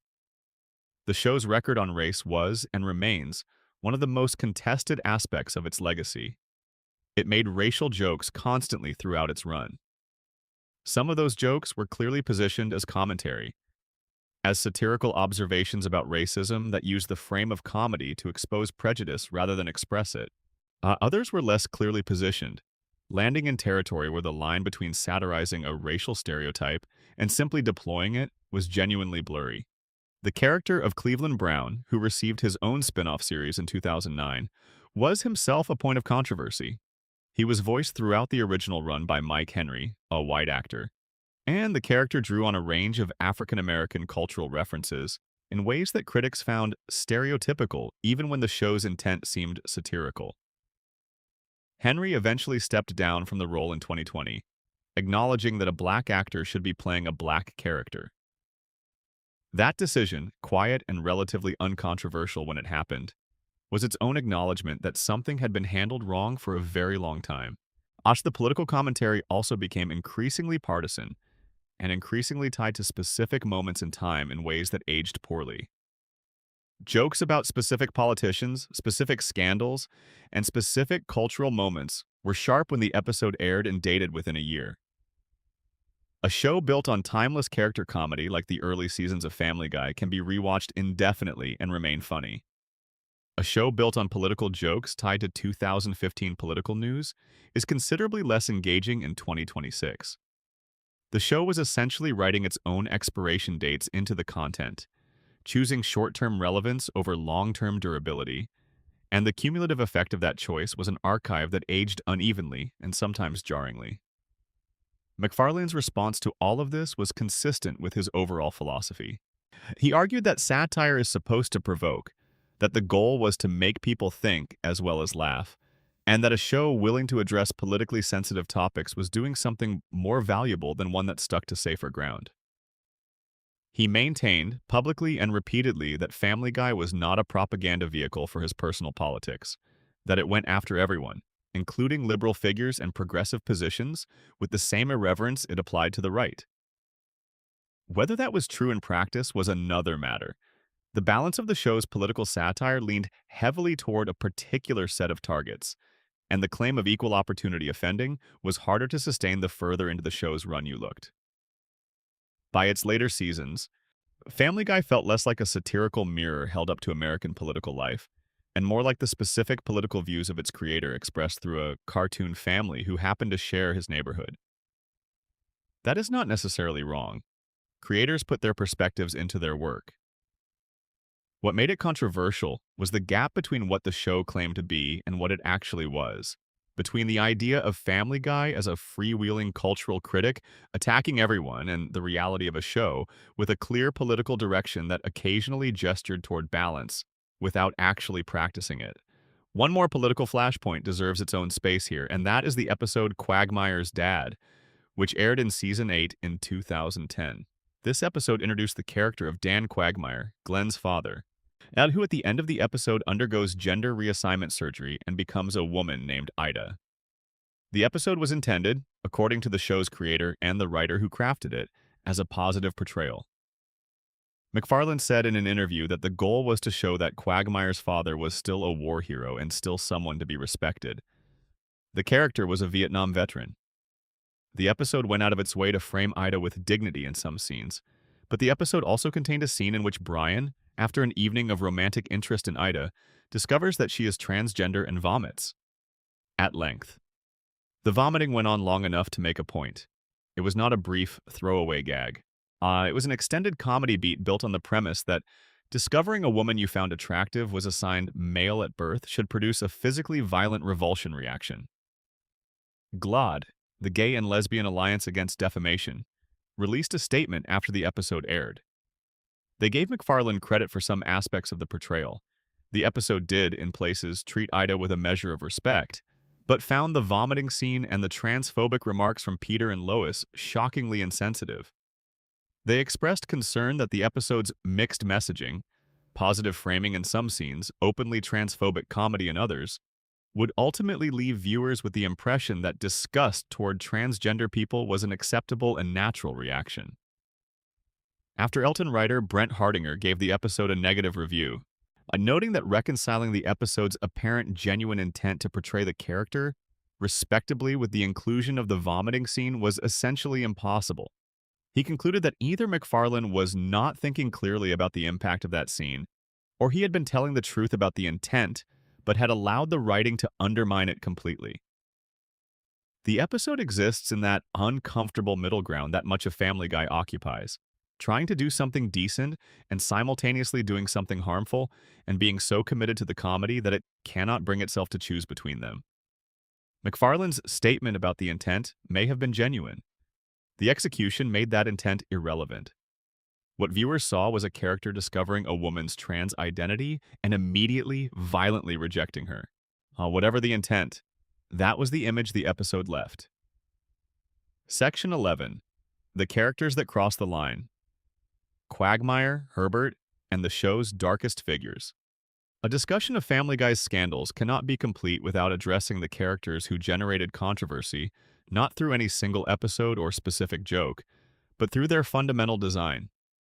Because Family Guy contains, in its supporting cast, some of the most deliberately transgressive recurring characters in the history of American television comedy. Glenn Quagmire is the most prominent of these. From his very first appearance, Quagmire was constructed around the concept of compulsive sexual pursuit. A man whose entire personality was organized around his need to pursue and seduce women by any means necessary. In the early seasons, this was played largely for absurdist comedy. Quagmire's sexual adventurism was extreme and cartoonish in a way that kept it at a clear remove from reality. It was over the top enough that it registered as parody rather than endorsement. As the seasons progressed, however, Quagmire's behavior became increasingly difficult to frame as mere cartoon absurdism. Episodes depicted him drugging women, concealing surveillance equipment in women's homes, having sexual encounters with underage girls, and engaging in various other forms of sexual misconduct that, stripped of the cartoon context, would constitute serious crimes. The show generally played these scenes for comedy. The character never faced sustained legal or social consequences for his behavior. He remained a beloved member of Peter's friend group, invited to bar nights, included in vacations, treated as a trusted companion.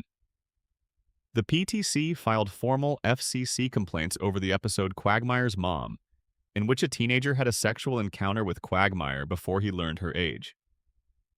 The complaint cited the content as sexualizing child molestation. The show's defenders argued that the episode's comedy came from Quagmire's ignorance of the girl's age and his subsequent horror upon discovering it, that the joke was at his expense, not the teenager's. Whether that framing successfully neutralizes the problematic content is something viewers have argued about for years. The character of Herbert is, in some ways, even more stark in its design. Herbert is an elderly man who lives in the neighborhood and has an openly sexualized fixation on Chris Griffin, the teenage son of the main family.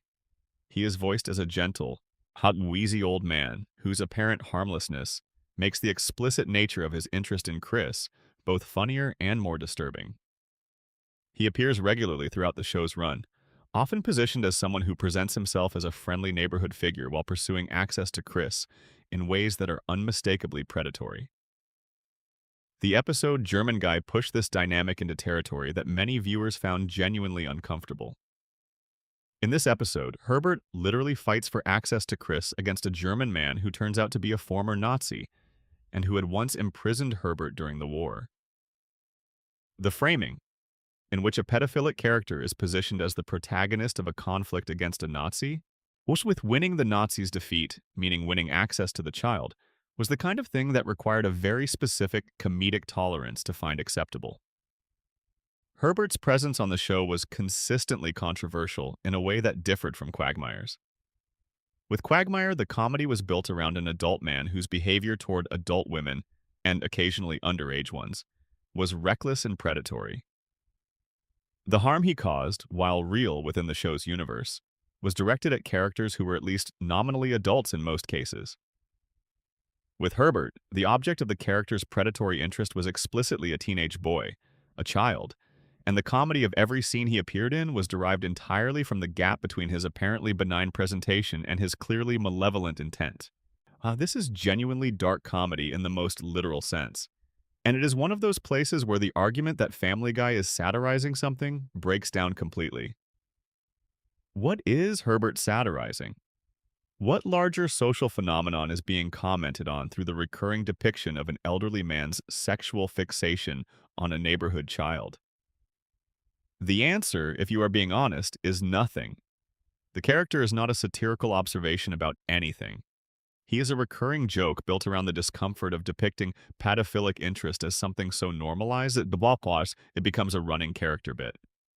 The fact that this character appeared for decades was greeted with recognition and even affection by audiences familiar with the show, and generated relatively little sustained public outcry compared to episodes about abortion or Islamophobia is its own commentary on what American culture finds offensive. Depicting a potentially controversial political topic in a nuanced way. Banned.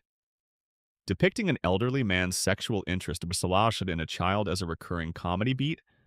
Let through with minimal objection. The treatment of Meg Griffin, which we explored in depth in the source transcript, represents a third category of character-based controversy, one where the harm is not sexualized, but arguably even more sustained. For approximately 10 seasons, Meg was the target of relentless familial abuse that the show consistently presented as comedy. Her parents expressed their wish that she did not exist. Her father farted in her face and physically harmed her for entertainment. Now, the show depicted her parents attempting to abandon her at a fire station when she was a baby, and presented this as a joke. The culminating episode in this arc, Seahorse Seashell Party from Season 10, is perhaps the most discussed and most debated single episode in the show's history from the perspective of what it said about its own content. In that episode, Meg confronts her family and names the abuse clearly. She tells Peter that he is a terrible father. She tells Lois she is a bad mother. She lays out the specific catalog of ways she has been mistreated. And then, at the end of the episode, she voluntarily takes it all back. She accepts that her role in the family is to be the person everyone abuses, because without her absorbing that abuse, the family falls apart. And she goes back to being the punching bag because the show cannot imagine a world where she is not one. The message that episode delivers, that victims of sustained abuse should accept their role because it serves the stability of the system that abuses them, was called out by critics, by fans, and by commentators on domestic violence for what it was. Not satire, not commentary, a genuinely troubling narrative that told a character who deserved better that the correct response to being mistreated was to make herself smaller, quieter, and more accepting. Mila Kunis, who voices Meg, spoke publicly about the real-world impact of the character's treatment. She described encounters where people would say to her in public the dismissive catchphrase associated with Peter's attitude toward Meg. Thus, the fictional abuse had become a cultural shorthand, a recognizable reference that people repeated without examining what they were actually repeating. They were rehearsing a dismissal. They were telling a real woman that her fictional counterpart was not worth acknowledging. That the fictional abuse had bled into a real social gesture was one of the more concrete demonstrations of the harm that sustained fictional abuse of a character can produce. There is a fourth character in this conversation, and she is not a regular cast member. Brenda Q, the name given to the episode Screams of Silence in its full title, represents perhaps the most jarring single-episode failure in Family Guy's relationship with difficult subject matter. The episode, which aired in October of 2011, was built around the character of Quagmire's sister Brenda and her abusive boyfriend Jeff. Brenda was voiced by Caitlin Olsen from It's Always Sunny in Philadelphia. The episode depicted Jeff beating Brenda on multiple occasions. It showed bruises. It showed shadows of violence. It showed Brenda making excuses for Jeff the way real victims of domestic violence do in real life. And then it had Peter and the gang kill Jeff in the woods. News media organizations responded with near-universal condemnation. A Jay Hammer on Showbiz Tonight said he was simply shocked by what he saw. Television host Wendy Walsh of The Doctors said the episode's central problem was that it portrayed Brenda as a woman too dumb to leave her relationship, when in reality, domestic violence is vastly more complicated than that. But Walsh noted that the show was making a joke out of a thought process that real victims actually experience, and that the joke, at that level of seriousness, stopped being a joke. What made the episode particularly galling to its critics was not the violence depicted, which Family Guy had shown in various forms throughout its run. It was the disconnect between the gravity of the topic and the show's inability to treat it with consistent seriousness. The episode would cut from a scene of genuine horror, Brenda removing her sunglasses to reveal a black eye, Lois's face falling as she understood what she was seeing, to a cutaway gag about something completely unrelated. The emotional register lurched wildly between true distress and cartoon silliness in ways that served neither the comedy nor the serious story being told. But domestic violence advocates were specific about the harm. They pointed out that the episode's resolution, Quagmire and the boys murdering Jeff and then lying to Brenda about it, handing her a forged note saying Jeff had simply left her, was not a safe exit from an abusive relationship. It was vigilante violence. It sent no practical message about how to actually leave an abusive partner. It offered no resources. It gave a grieving woman a lie instead of the truth.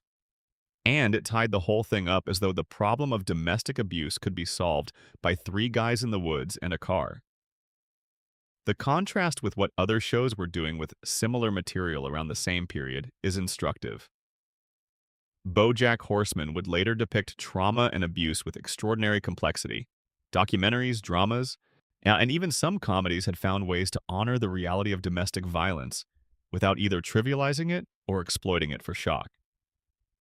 Family Guy's approach, lurching between serious depiction and random comedy, resolving everything with murder and sending the survivor back to her life with a fabricated explanation, demonstrated exactly what happened when a show that prided itself on going anywhere failed to think seriously about where it was actually going. The Simpsons crossover episode from 2014, The Simpsons Guy, generated its own share of controversy, specifically around a scene in which Bart Simpson teaches Stewie Griffin about prank phone calls. The punchline to one of those calls involved the phrase, "Your sister's being raped." The Parents Television Council objected immediately. Tim Winter called the joke troubling for its potential impact on how viewers perceived sexual assault. Critics debated whether the joke was a commentary on Bart's character or simply a lazy reach for shock that used sexual violence as its punchline. The show was not contrite. It rarely was. What is worth noting about that particular controversy is that it arrived in an episode that was otherwise an exercise in exactly the kind of self-aware, cross-show comedy that audiences tend to enjoy. The crossover was full of clever references, genuine affection between the creative teams, and jokes that worked on multiple levels. The rape punchline was dropped into the middle of all of that as though it belonged there, as though it was just another comedy beat, which was, of course, the whole problem. The show had been treating genuinely serious subjects as just another comedy beat for so long that it had lost the capacity to distinguish between the ones that could sustain that treatment and the ones that could not. Section 12. The Legacy of Controversy. What it all means.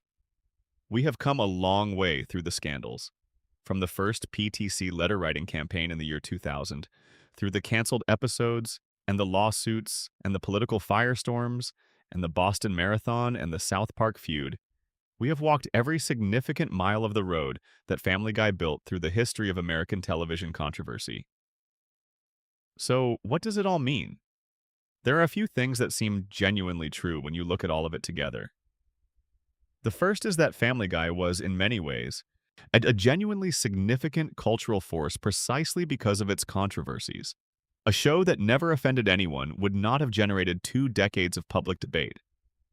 It would not have inspired congressional hearings, FCC complaints, formal lawsuits, international diplomatic tensions, and one of the most famous inter-program feuds in television history. The controversies were not incidental to the show's identity. They were central to it. They were the proof that the show was touching something real in American culture, something about the limits of acceptable expression, the boundaries of satire, the question of who gets to be made fun of and on whose terms. Think about that for a moment.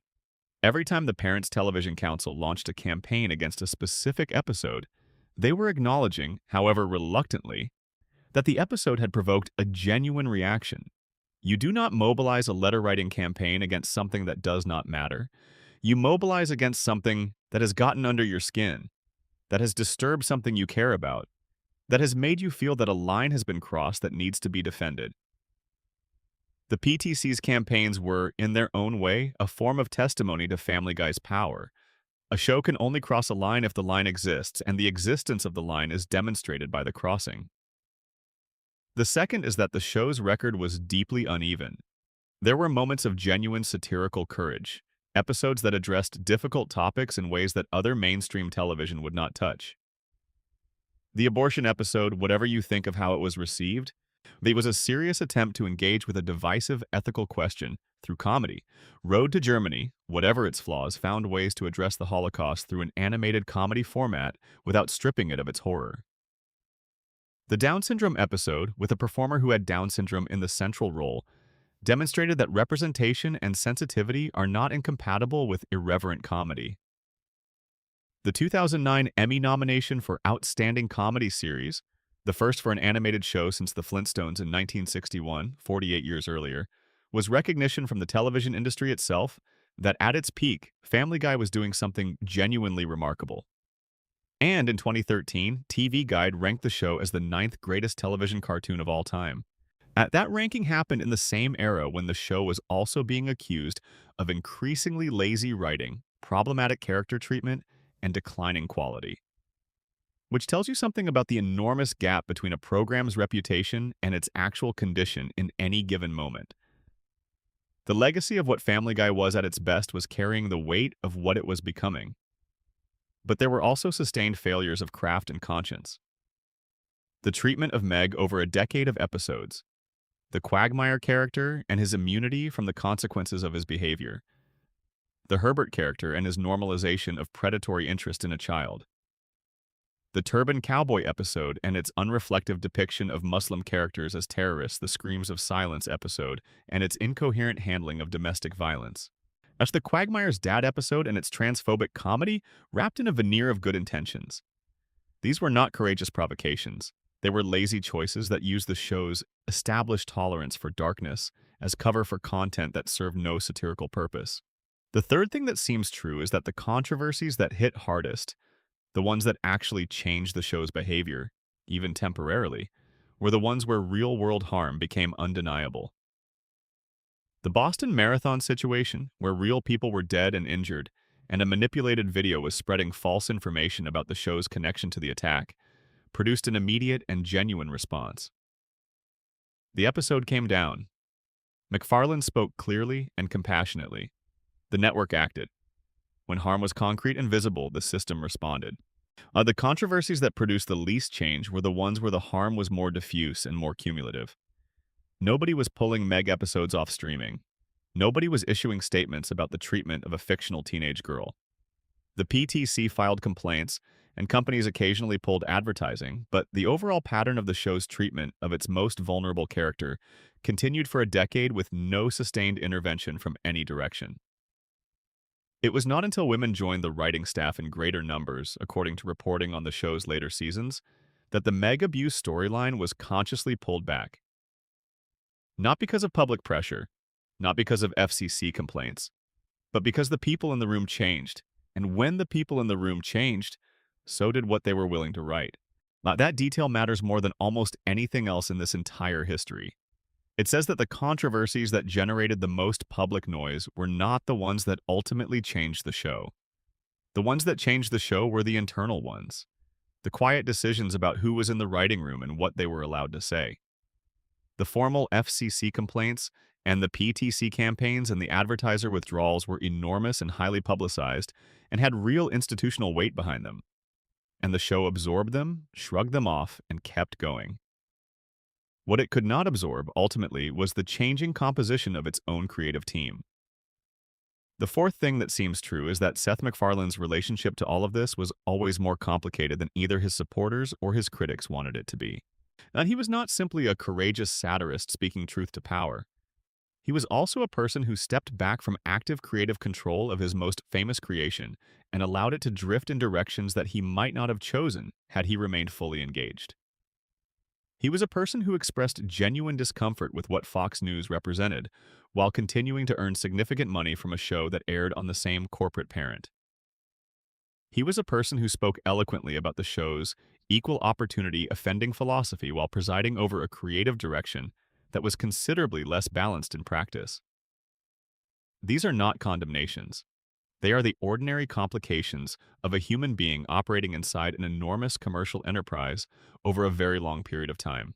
Nobody maintains perfect consistency over 25 years.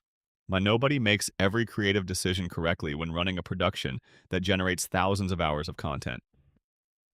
MacFarlane was, by most accounts, genuinely funny, genuinely smart, and genuinely committed to the idea that comedy could do important cultural work. He was also, like everyone involved in Family Guy, a person operating inside a system with its own pressures and incentives and inertias that pushed the creative product in directions that did not always align with anyone's stated values.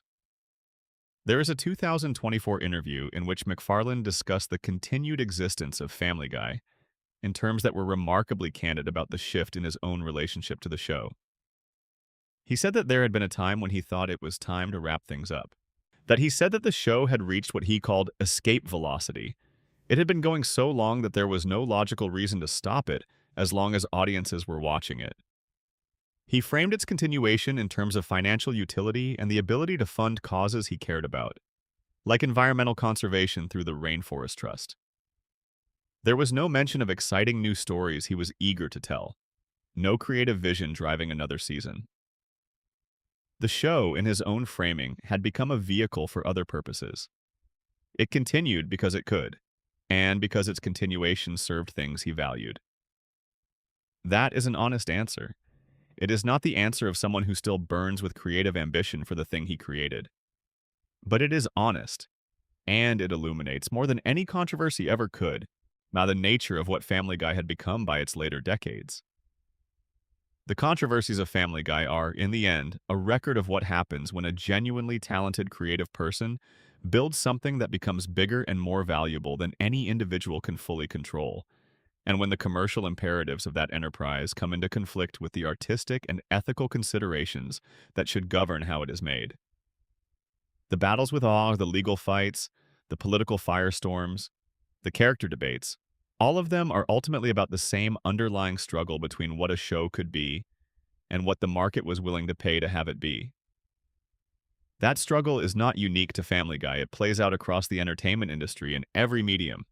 But Family Guy's version of it was louder, more public, more thoroughly documented, and more persistently argued about than almost any other show of its era. Because the show itself was so relentlessly committed to making noise, the noise it made in the world around it was similarly relentless.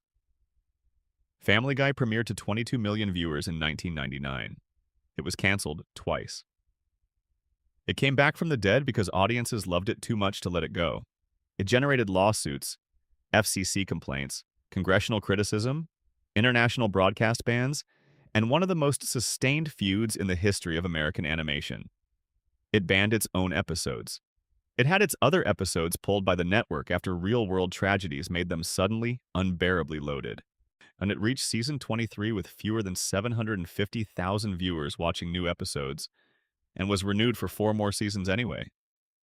It is still going. It will reach its 30th anniversary in 2029 if the renewal deal holds, having outlasted almost every controversy that was supposed to end it, having survived every attempt by external forces to shut it down or limit it, having been resurrected by an audience that loved it, and having continued long past the point where that love, or anything like love, could fully explain its persistence.